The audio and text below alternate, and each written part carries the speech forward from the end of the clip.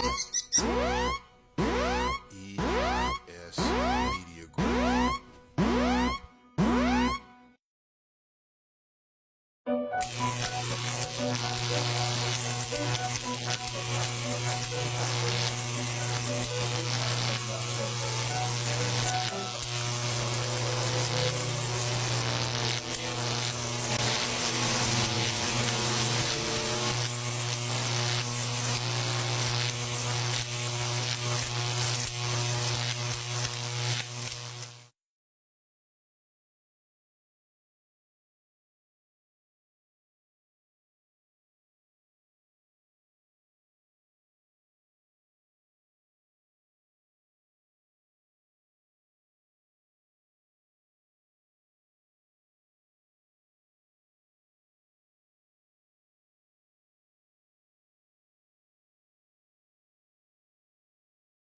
Emmanuel is as host, and I would like to talk to you today about legislative assemblies. A legislative assembly in the United States is typically, with respect to political discussions, going to be one of three things. It's going to be a local city council, it's going to be a state legislature, or it's going to be Congress. Those are the three main legislative assemblies in the United States. There's no way on earth that a city councilman, state senators, people were fully aware of what was being unleashed on the American public when gang stalking was implemented as a national security protocol. Congress, never in anybody's wildest dreams would they have ascertained that those national security measures would manifest as gang stalking. They likely, in the aftermath of 9/11, got some 10,000-page national security bills passed across their desk, and simply just sign the whole thing. We're not going to vet it. We're not going to comb through it with a fine-tooth comb to make sure that there are no deleterious stipulations in there. We're just going to take this 10,000, 15,000 page bill, which could have really anything in it. You don't know what's in there. It could be anything in that bill. Anything. They could be literally legalizing anything in that bill, and no one reads it before ratifying it. And neither does the president. So these are not so much complaints as they are observations. I knew these things about Congress, state legislatures, and city councilmen for 15 years now. But I was never of the mindset that they had no idea the types of stuff they were passing. Now, I can understand national security. I've said it in previous videos. This country would be a lot safer if there were camera towers on every street corner. I've said that. And the United States can afford it, too. And that would eliminate the need for something like gang stalking, which is obviously an auxiliary to the Department of Justice, which again does a phenomenal job keeping this country safe. They just let something fall through the cracks into the American public, and some of the stuff is harmful. Now, it's all about checks and balances. Okay? The executive, judicial, and legislative branches of government in this country all check and balance each other. Neither is more powerful than the other in the grand scheme of things, and they share power. And there's reciprocity with respect to which one has authoritative dominion over the other. So who's here to check the gang stalking mechanism? It's unchecked. There ain't no rules to it.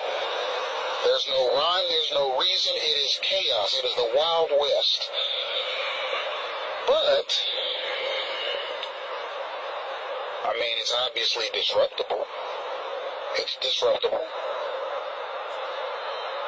Yeah, I mean, it's disruptible. And I laid the blueprint on how to disrupt it. Okay? You look at me on Facebook, you will see a definitive guide to gang stalking. Okay, you read my Facebook page, you got the Bible of gang stalking right there. And it's all there for you in 30 different languages for international audiences. More on gang stalking to come.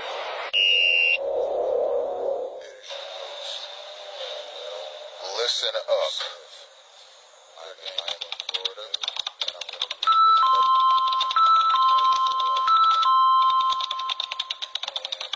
The time is at hand. Which is a very thuggish program that the U.S. has passed through national security program. Corrupt, violent, thuggish, and brutish signaling mechanism that gang stalking became a target for disruption. There are many clandestine ways of becoming a targeted individual. It goes by many names: gang stalking, hate stalking, cause stalking, community harassment, and covert war.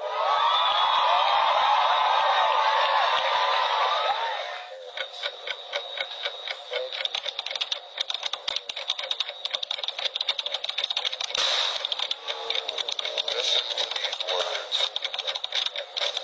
They are the truth about this thuggery.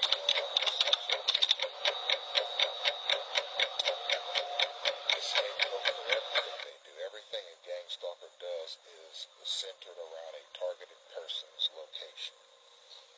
And a targeted person is marked in some way 24 hours a day. When I say marked, it means that at some point, at least once an hour every day, sometimes more, a signal to let other stalkers know who the mark is, basically the target, who the target is, and where they are exactly. This is done through noise.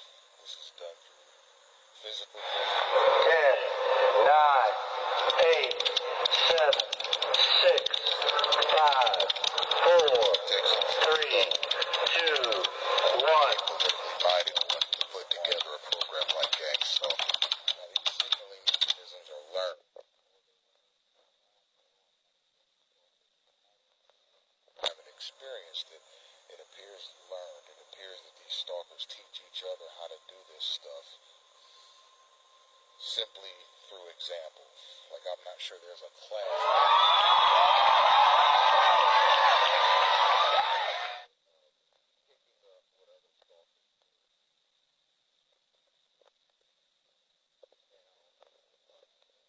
Person, particularly one like myself, would never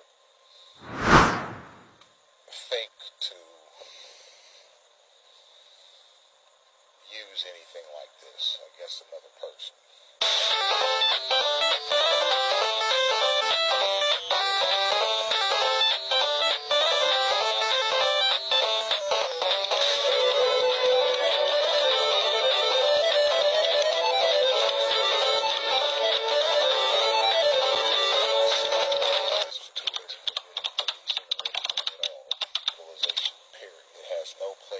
Especially not in a country that is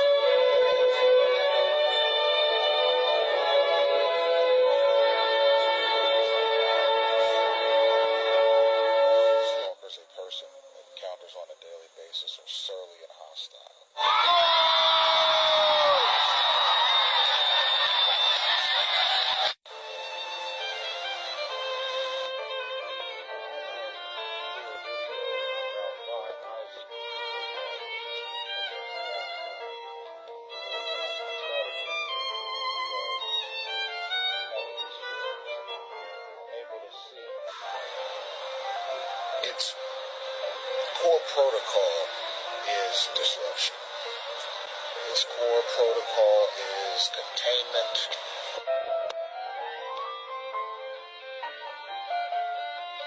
If no one was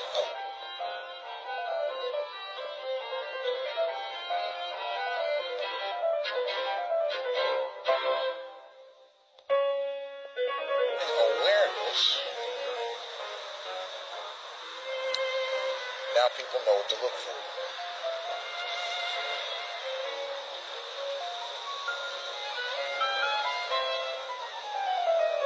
But be personal. Making the appropriate parties aware.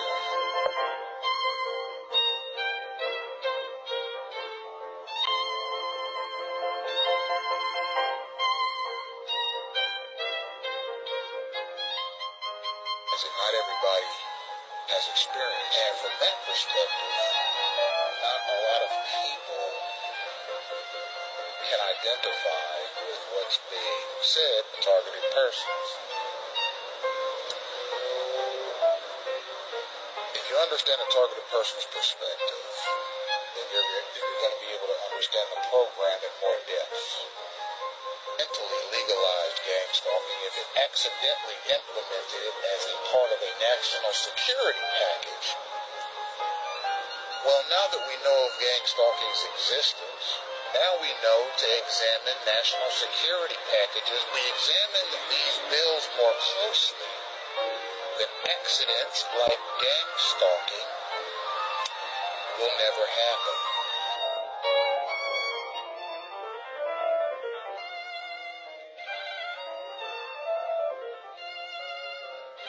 That could jeopardize the constitutional rights of the citizens here in this country.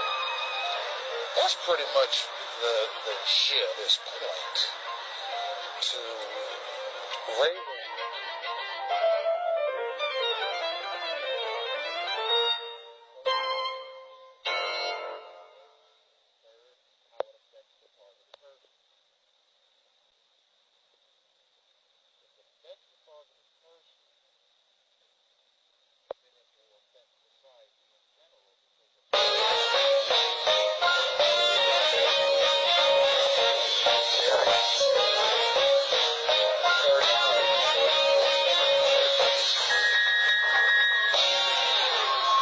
types of mistakes can be made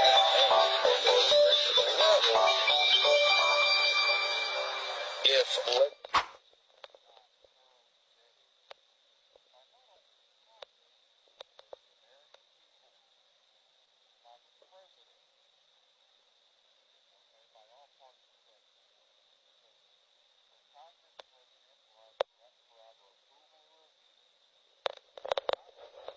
bill it doesn't understand and votes yes on it, and it goes to the president, likely to understand it either.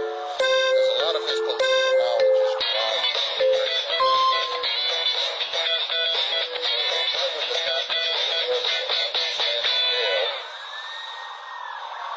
Then when it's approved by the president,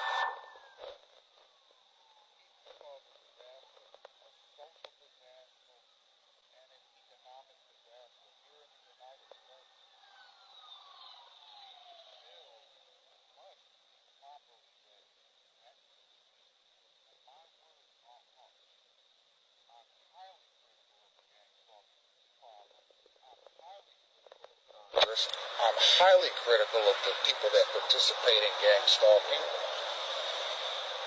namely gang stalkers themselves. I'm highly critical. And that's because, personally, I'm highly critical of the thing. I don't see its value. All it does is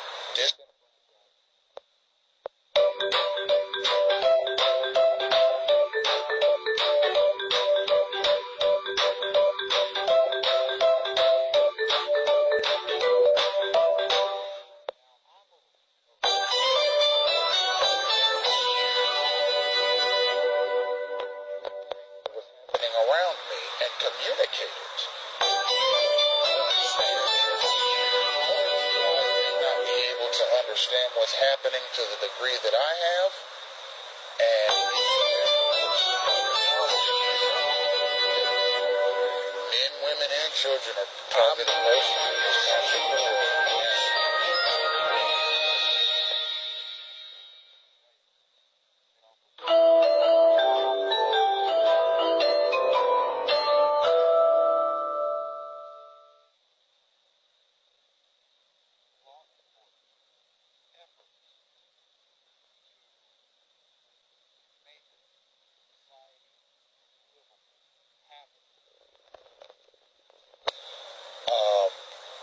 I'm and that's at the local, state, and federal levels.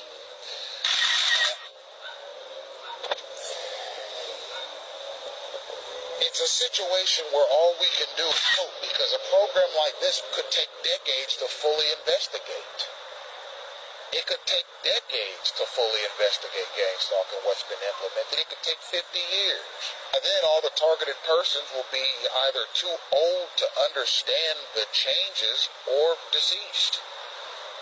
It could take a long time to investigate this and fully repeal its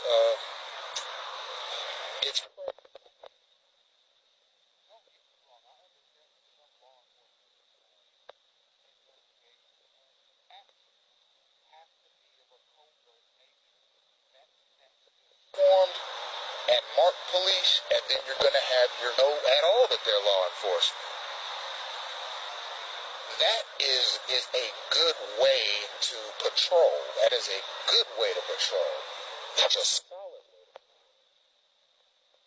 All of the above are actual employees of the state, and all of the above have sworn an oath of service to their department, to their state. So they're obligated to a standard of professionalism. Now, if everyday Joe Schmo type of everyday citizens are participating in a semi-policing mechanism that is unmarked, they are not wards of the state. They are not sworn law enforcers. They're simply people taking signals and acting on cues and commands. You know, as person is very unpredictable, stable community relations and so forth, but centralization can be one thing highly critical until it is finally done away with.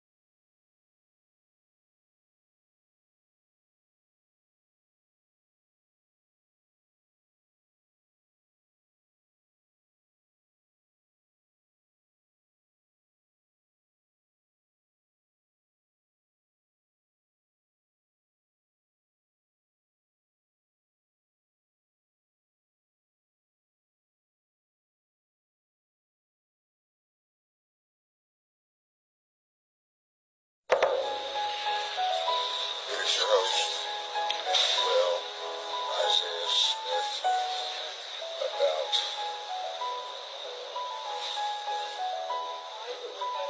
changing of the guards, or as they're referred sometimes as new orders.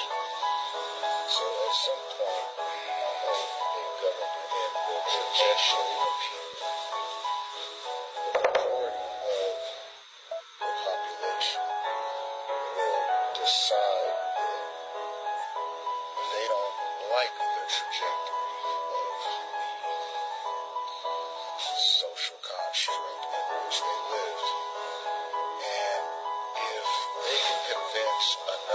politicians or policymakers as to why the trajectory of the social order should change, you could see radical change in a very short period of time, politically, socially, economically. These are called new orders. An example of a new order would be the end of the Romanov dynasty. The Romanovs were the royal family in the Roman Empire generations, and at some point, either the powers that be, the people, or a combination of the powers that be and the people in Russia to remove the Romanovs from power and install a government based on the communist philosophy. That's the government that has survived to the present day. Russia was gradually changed socially, politically, and economically in a very short period of time. The transition from the monarchy to communist a new order, a radical change in a government or society over a short period of time. These new orders are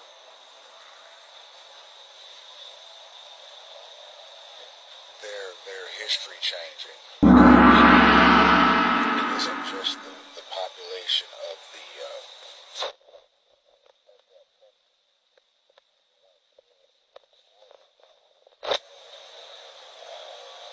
that feels the effect of it. It's every country that has any relationship with that country, period. Be it culturally, be it socially, be it economically, be it politically. It changes not only that country, but the countries around it. Now,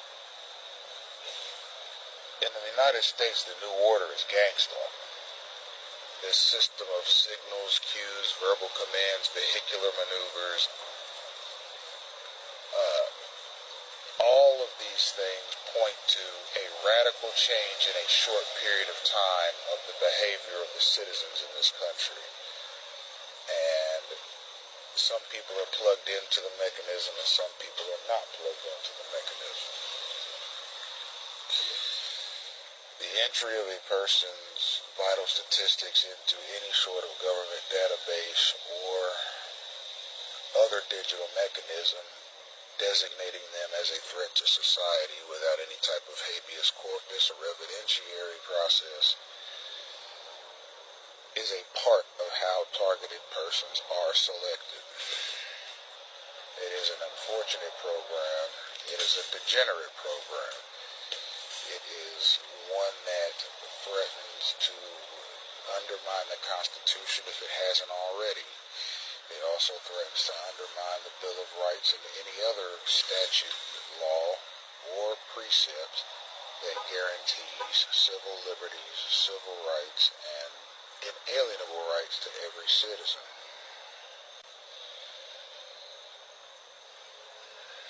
The new order in this country is disappointing because of all of the resources that it has at its disposal with respect to human capital, technology, business resources, economic resources, credit, etc., etc. You'd think that the American socio-political machine would move forward much cleaner, much classier, much more sophisticated, much more elegant, much more cognizant of constitutional rights and liberties and what that represents. However, we don't have that. We essentially have a mob rule, and this mob wants similar conditions to Jim Crow. Now, the directors of the mob want similar conditions to Jim Crow. They want people to stay to themselves, ethnically, religiously, and racially, and sociologically.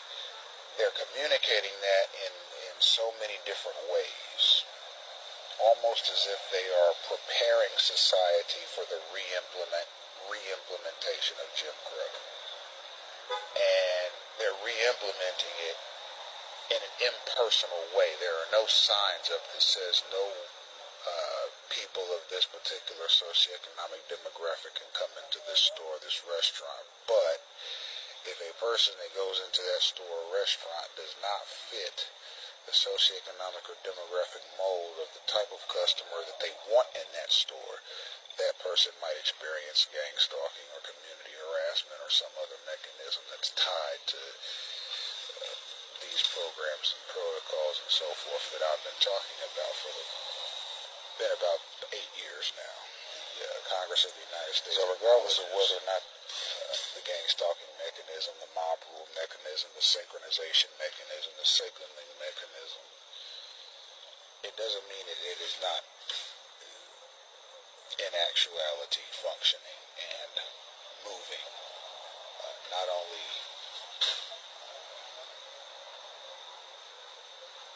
against targeted persons, but against other stalkers. I mean, it's something that people ought to be briefed on. It's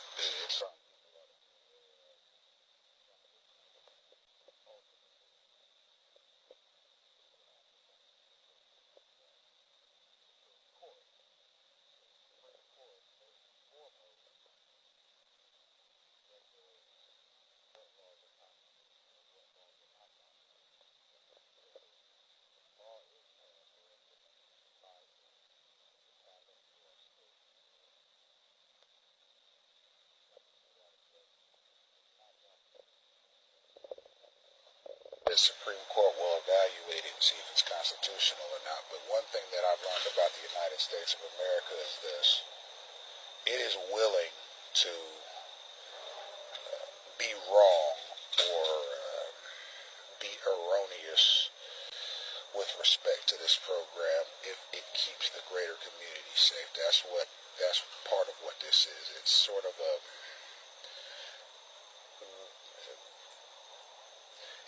conundrum of priorities. I don't think for a minute that the national security or intelligence community in this country would say, you know what, there are 100,000 people in this country that may be legitimate targeted individuals. Let's pull the plug on the whole program just to satisfy those people, those targeted persons, those TIs. We'll pull the plug on the whole thing just to make them happy. That's not going to happen. They would actually rather see all 100,000 of the targeted individuals perish so that they can collect the data concerning what they experienced and how they reacted to it. They believe that that data can help them implement similar programs in the future or understand people better, quite frankly. So they see their work, the particular citizens they're trying to protect, and the new trajectory of the American society benefits them, and they want to benefit the above named through gang stalking. It's designed to help some and hurt others based on X, Y, and Z factors.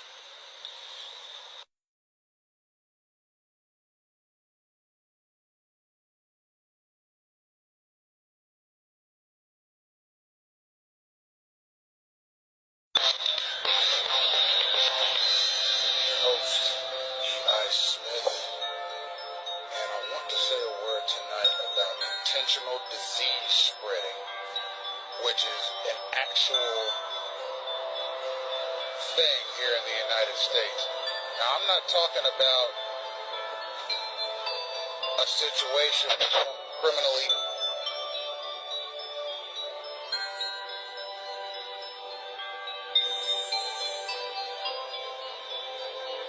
I'm not talking about some homicidal nutcase going around intentionally infecting somebody as a part of a vigilante mission. I'm talking about orchestrated, staged, federally derived instances of a diseased person being signaled to a person's location with the intent of infecting that person. Now I'm getting ready to move to a new location because a stalker just walked up as I was talking, obviously on some signal, and sat down trying to listen to what I'm talking about so he can go tell his henchmen later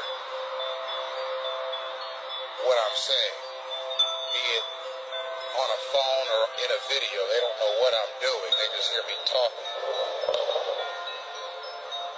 So, you could take a psychopathic, degenerate nutcase who wants to go around and inflict diseases on as many people as he possibly can before he's caught, and dealt with.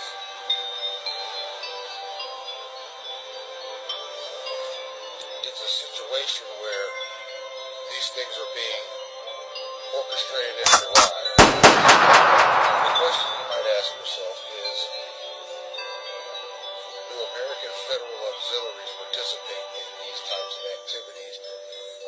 The answer is unequivocally yes. And I see it on a daily basis.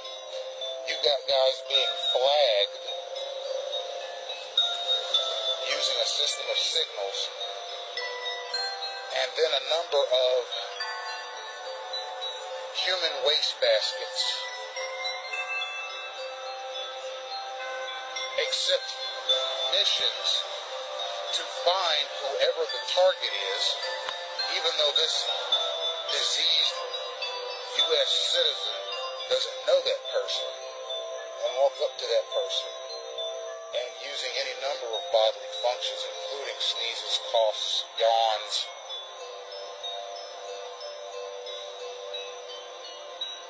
and other disgusting gestures directly at the target with the intention of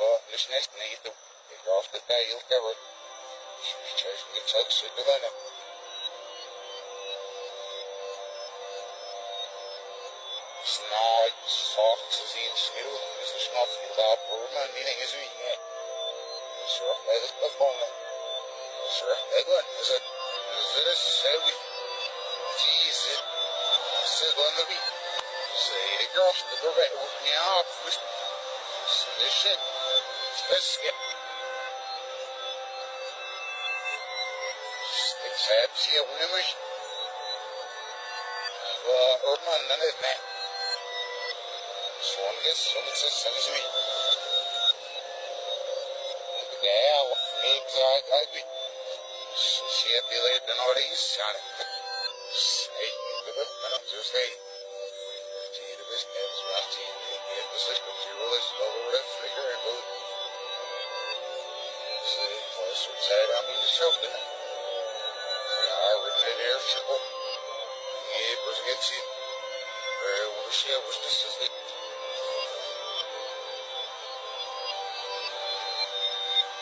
What that? No, you're the PBS and all this is it. Little fake. And I roll the tongue. Shit, done there in the back of us against the ring was. Off, you race it again, you would, I don't want whatever you did, but it burn off, I don't. Yes, I don't. Pretty other than snake, so let's go to the side, but it cost my one said one or try it as snake. Yes, must know you'll see back, it cost, so I said. Oh, just reports, so that in the shake, well, no spoon, but it don't get mine. Sure, and get definitely, but snake need to. Snake was in the circle. So on this snake, the circle sees it get up. This is the snake. They are a dealer that it's linear chicken by the cost mop. It should be stand listed over it off. What's that? You know, this is definitely what's this. I don't know it. Shit, sama what's up in those